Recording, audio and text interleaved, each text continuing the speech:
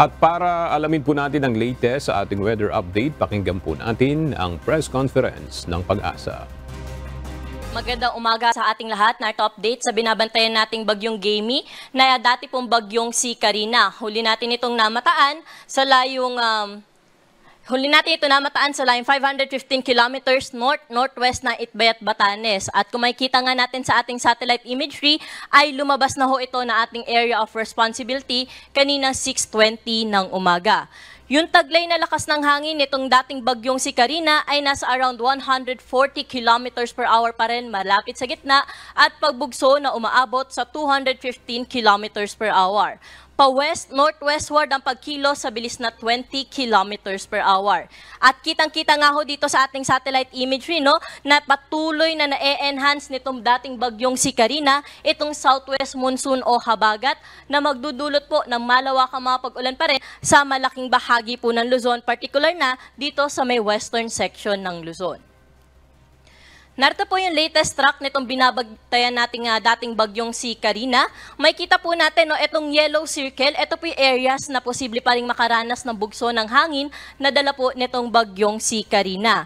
At may kita po natin, no, sakop pa rin po nito yung Batanes Islands, kaya meron pa rin po tayong nakataas na warning signal sa area po na yan.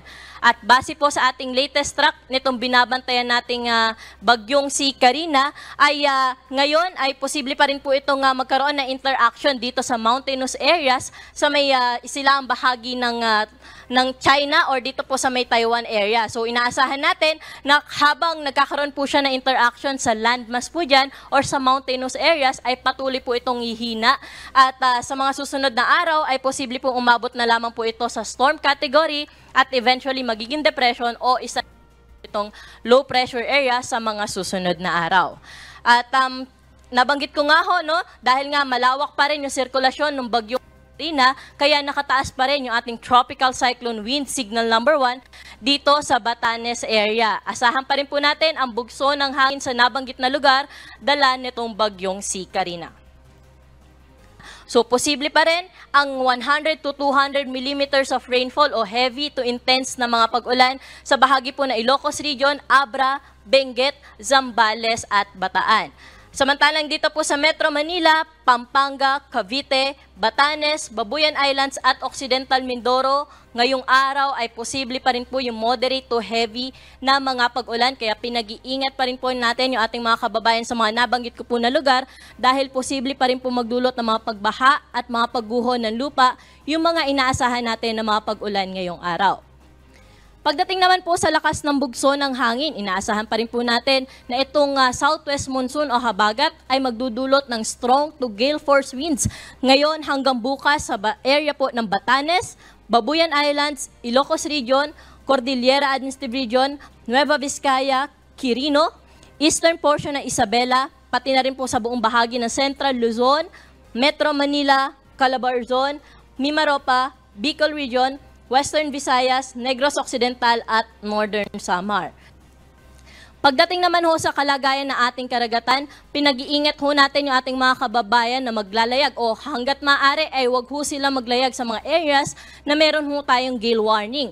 Partikular na dito sa area ng Batanes, northern coast ng Cagayan, kasama po dyan yung Babuyan Islands, Ilocos Norte at Ilocos Sur. Sa mga nabanggit na lugar, ito pong areas na may pula, yan po yung mga areas na hanggat maaari hindi natin pinapayagang pumalaot yung ating mga kababayang mangisda, lalong-lalo na po yung may maliit na sasakyang pandagat dahil inaasahan natin ang rough o yung maalon hanggang sa napakaalon na karagatan at posible nga hong umabot sa 4.5 meters ang wave height.